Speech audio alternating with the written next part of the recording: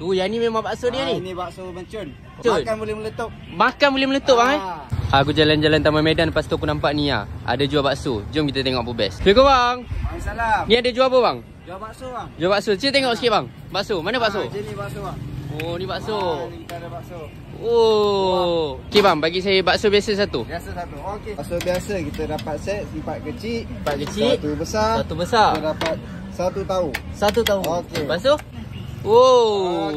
Okey. Oh ni dah siap. Bakso biasa. Bakso biasa dah siap bang Alright, terima kasih. So ni dia bakso harga RM7 je dekat Taman Medan. Korang tengok, besar gila.